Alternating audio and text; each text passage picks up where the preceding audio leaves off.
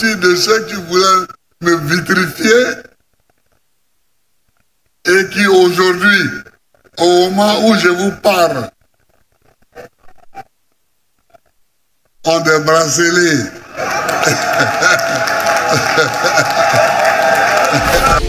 Quand Dieu fait ton palabre là, tu n'as pas besoin d'enlever tes habits. Laurent Gbagbo ne s'est jamais endetté à la tête de la Côte d'Ivoire. Jamais. Mais votre Draman. Tout porte à croire que le président Ouattara prendrait un autre mandat. Parce que tout son parcours, pendant ces 15 années, même son accession à la magistrature suprême a été entachée par la rébellion. Je le dis, c'est attesté, je l'ai écrit dans des livres. La façon dont M. Ouattara arrive, l'histoire retiendra que c'est la rébellion qui a mouillé le maillot, finalement, pour qu'il accède au pouvoir. Et même, donc, difficile de se détacher. Aujourd'hui, vous pensez que la guerre entre le pouvoir actuel et M. Guillaume Soro, c'est anodin? C'est parce que le rôle joué par Guillaume Soro n'est pas honorifique. Une fois,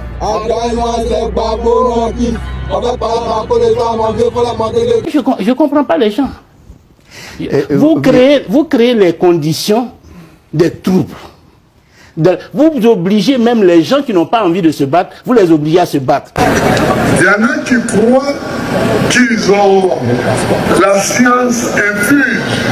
2025 va chauffer et bien sûr les élections au niveau de la Côte d'Ivoire. Avant de revenir sur les dits ou bien les révélations du président Laurent Gbagbo concernant bien sûr les élections qui vont se passer en tout cas en 2025 en octobre là, et bien sûr permettez-nous de revenir sur les questions de la décline, c'est-à-dire de l'adjectif qu'on qualifie actuellement le président Ouattara par rapport à ça, parce que d'autres personnes sont contre sa candidature, d'autres personnes ne le soutiennent pas juste parce que la façon dont il a monté au pouvoir a été critiquée, d'autres n'ont pas aimé parce que ça a causé beaucoup de pertes. En tout cas, les Ivoiriens aujourd'hui ont subi des conséquences. Et bien sûr, le président Laurent Gbagbo a parlé beaucoup de choses, à Makori lors du meeting a parlé de beaucoup de choses et bien sûr les gens ont réagi et vous connaissez tout ce qui se passe actuellement sur la toile. Et bien sûr, Nicolas Sarkozy également a pris sa part et bien sûr les cours constitutionnels a pris sa part et bien sûr des gens qui sont à l'extérieur qui ont intervenu également ont pris les pas par rapport à ça. Aujourd'hui, vous n'êtes pas là sans savoir que bien sûr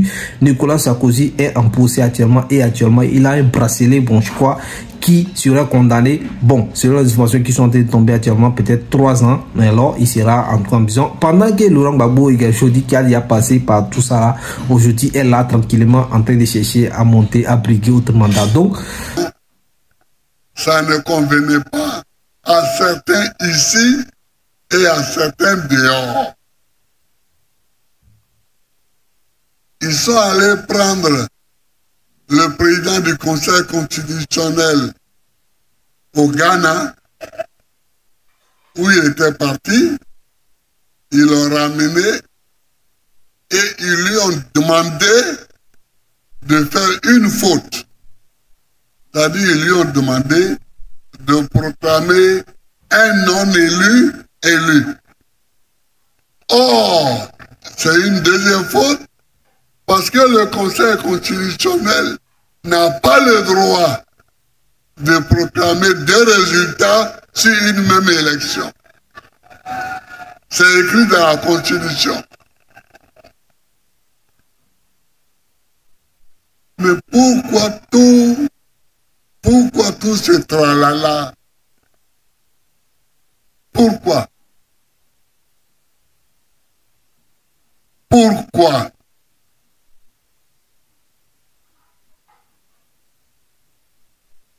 Donc,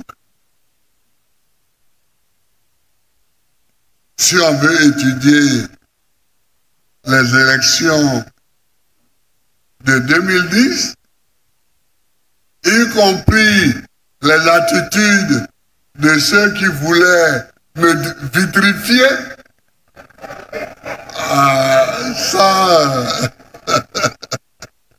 y compris les attitudes de ceux qui voulaient me vitrifier.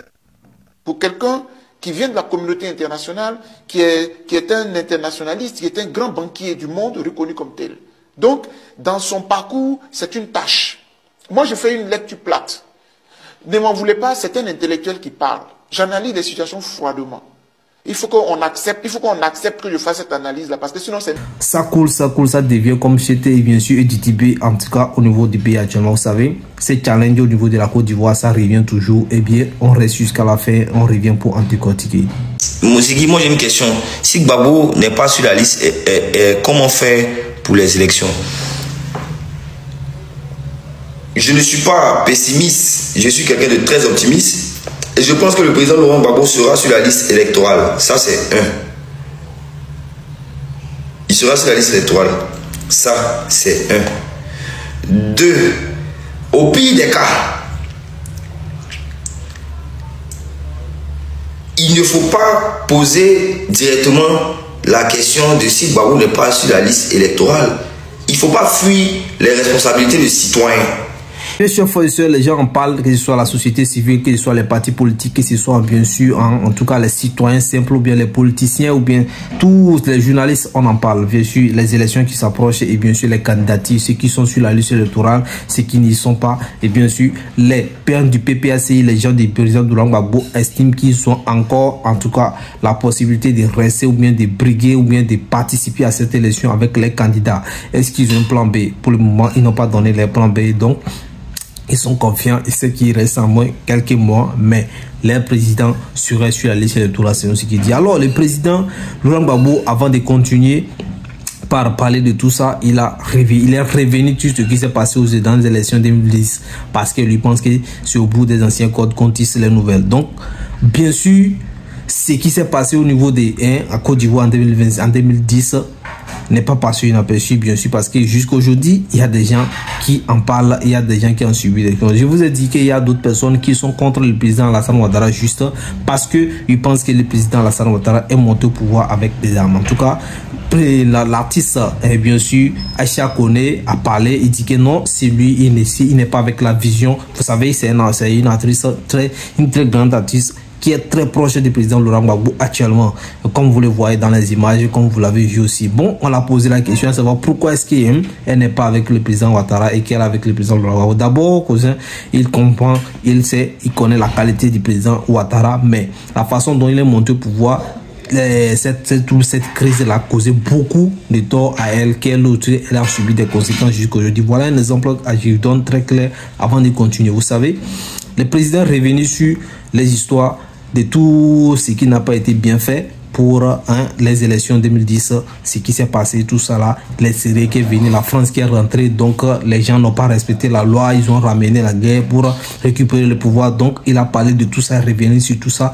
Bon, la Cour constitutionnelle, le président ou bien celui qui a proclamé Laurent Gbagbo vainqueur ou bien celui qui a été élu ou bien celui qui a remporté les élections, qui allait se reposer ou bien qui est parti au Ghana, et bien sûr la France de Nicolas Sarkozy vient l'a ramené pour lui demander de faire autre faute ou bien de proclamer autre personne comme un président ou bien comme élu. Donc ça, tout ça là, il est revenu sur ça, il pense que non, tout ça là, les élections doivent passer de façon inclusive, en paix et tout ça là. Mais pour avoir tout ça, il faut se rappeler de tous les erreurs qu'on a fait pour que les citoyens soient debout, se réveillent pour franchement ne pas se laisser duper ou bien emballer ou bien envelopper dans une histoire ou en quelque chose. Donc pour lui, on doit revenir sur tout ça là pour pouvoir faire chose là. Donc il a touché également Nicolas Sarkozy par rapport à sa situation. Il dit que non, c'est Nicolas Sarkozy qui a demandé, qui a décidé de l'éviter. Et le pouvoir de demeurer au pouvoir. Si quelqu'un te demande qu'est-ce que le président Gbagbo va faire pour la Côte d'Ivoire, si quelqu'un vous demande qu'est-ce que le président va faire pour la Côte d'Ivoire, envoyez-lui cette vidéo-là. Écoutez attentivement. Je mets la vidéo ici. Le président qui n'a jamais... Je vais... Tant qu'il le souhaite. Mais ça ne se passe pas comme ça.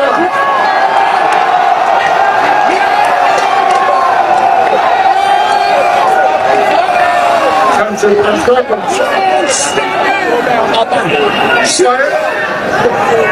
L'autre jour, à Djamé, j'ai utilisé une expression. J'ai dit qu'il y avait une débâcle.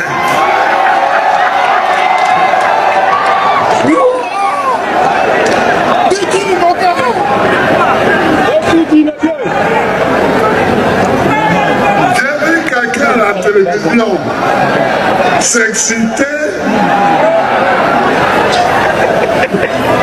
et marquer que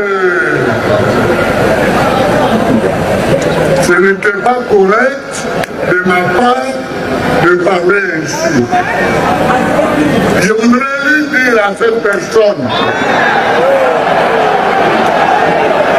que moi, d'abord Laurent, j'ai étudié le latin et j'ai étudié le grec. Et j'ai étudié donc les racines de la langue française. Les racines de la grammaire et les racines du vocabulaire.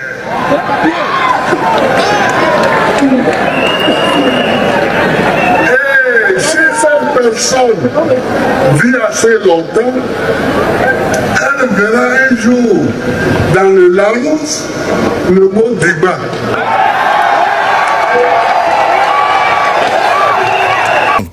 Qu'est-ce que le Rwanda va faire pour la Côte d'Ivoire? Envoyez-lui cette vidéo-là. Écoutez attentivement. Je mets la vidéo ici.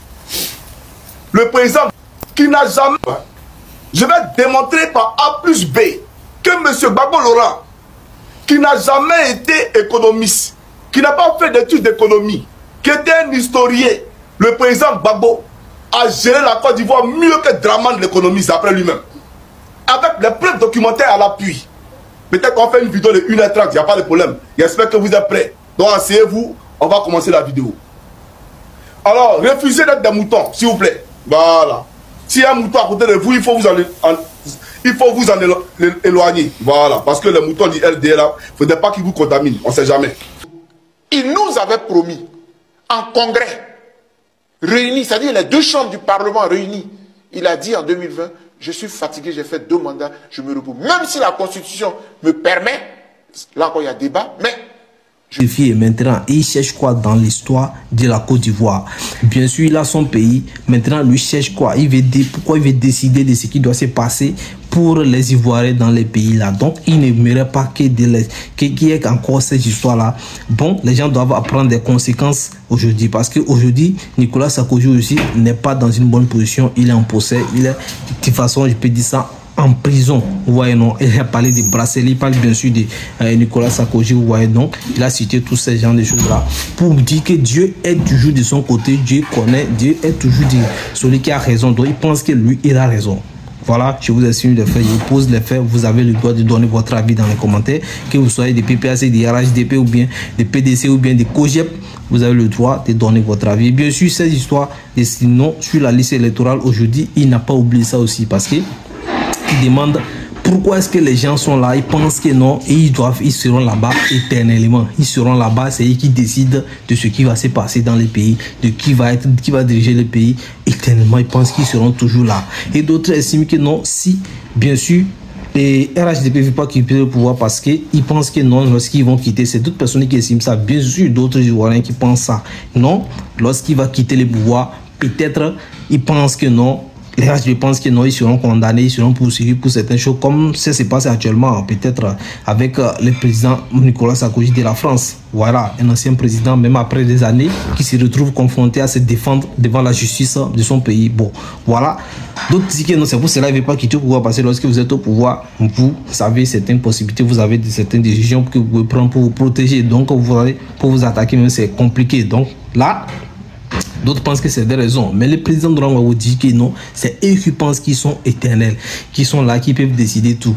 Mais lui, il croit à son destin, il croit à la réalité et à la volonté de Dieu, de tout ce qui va se passer et à sa victoire ou bien à sa réélection. Et vous savez, vous n'êtes pas là sans savoir les révélations sur les réseaux, les prophètes qui révèlent tout ce qui va se passer, comment le président Laurent Gbagbo va revenir au pouvoir, tout ça là, les gens révèlent, les gens en parlent, beaucoup de personnes parlent de tout ça là. Donc, je pense qu'il y a beaucoup de gens de PPAC qui croient en tout cas à cette révolution, même s'ils n'écoutent pas ces prophètes, et ils croient en tout cas à la population, à leur plan, à leur projet pour bien sûr le gouvernement, bien les citoyens de la Côte d'Ivoire pour le changement et tout ça. Bon, je ne suis pas un adepte du PPAC, je ne suis pas un militant du PPAC, je ne suis pas en train de les soutenir, moi je suis en train de vous présenter les faits. Lorsque le RHDP va faire pour lui aussi, on va vous présenter. Le PDCI bientôt, on va vous présenter ce qu'il y a. Voilà ce qui se passe.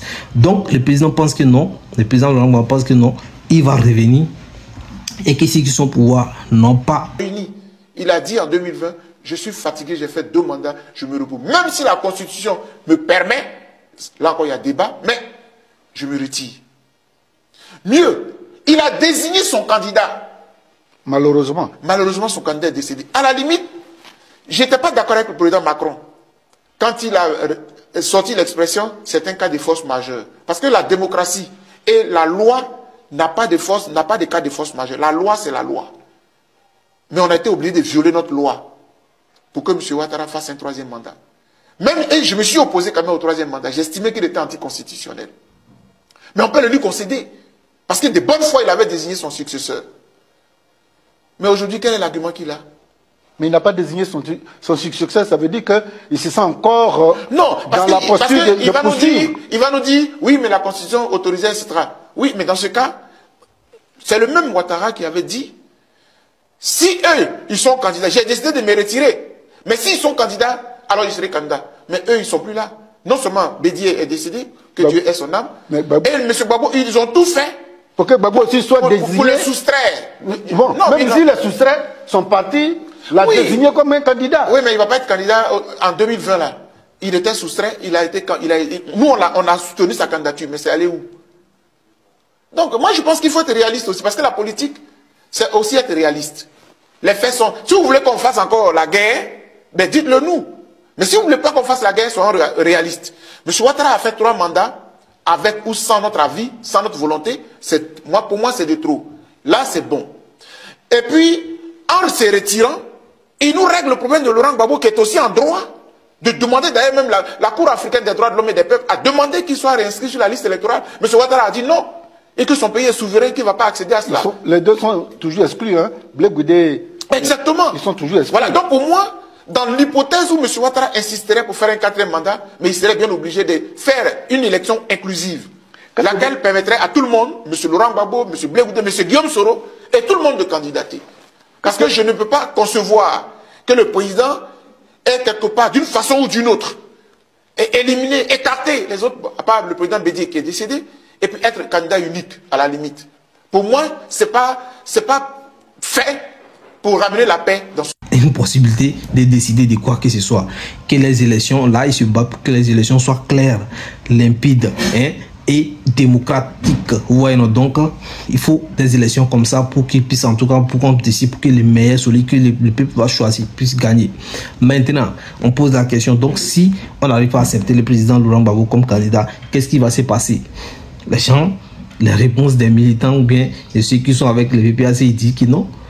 C'est pas une bonne question parce que le président de la Ouattara serait candidat. Ouais, non, donc il serait candidat en quelque sorte, voilà. Sans parler aussi, il revient aussi encore sur ce qu'il avait déjà dit à Djamé. Il parle de Djibadet. Vous voyez, c'est un point focal, un point fort où les gens sont concentrés sur ça actuellement. Que la Côte d'Ivoire, c'est vrai, il y a eu beaucoup de réalisations, mais ça veut dire qu'il n'y a pas, en tout cas selon la révélation des gens, il n'y a pas eu de productivité, il n'y a pas eu de plus, comment on appelle, de la plus-value, ouais, non, donc de la valeur ajoutée pour réaliser tout ça. Ce sont les dettes que les gouvernements s'est endetté trop dans ce qui va en tout cas se peser sur la population dans les années à venir. Donc les gens vont lutter pour remplir cette dette là. Aujourd'hui au Burkina Faso c'est pas le cas parce que la dette c'est insuffisant actuellement là-bas. Selon les informations c'est insignifiant actuellement là-bas parce que ils ont essayé d'industrialiser le pays, tout ça. Donc les gens essayent de comparer tout ça là, mais il y a beaucoup de choses qui sont réalisées au niveau de la Côte d'Ivoire par le président Alassane Ouattara, que la Côte d'Ivoire va profiter pour toujours aussi, pour beaucoup de temps. La population des générations vont venir pour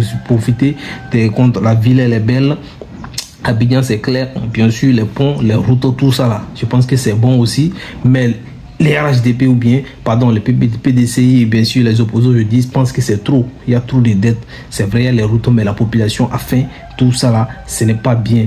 Donc, c'est les étrangers qui profitent beaucoup de ce qui est bien dans les pays, des ressources de leur pays ou bien de l'évolution économique de leur pays, ce qui n'est pas du tout bien. Et les PDCI, les partis PDCI viennent pour changer tout ça là, viennent demander à ce qu'on change tout ça là. Et bien sûr. Alors, j'ai ici vous présenter une première vidéo. Vous allez voir. Le président Gbagbo Laurent va parler à Draman. Draman de Manhattan, de Hollywood. Draman qui a fait le FMI et la Banque mondiale. Le président Gbagbo va parler à Draman. Écoutez très bien.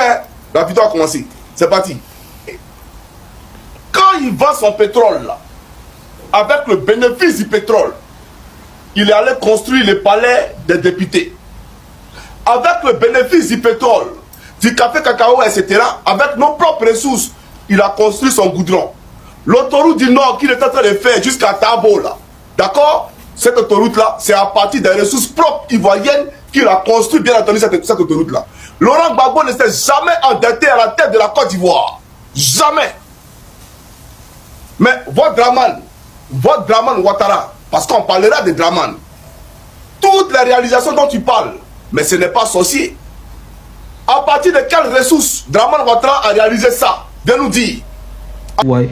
Donc le président pense que non, tout peut basculer à tout moment. Le président de Laurent Gbagbo, vous avez écouté tout ce qu'il a dit, décrypté, et bien sûr, d'autres pensent que non.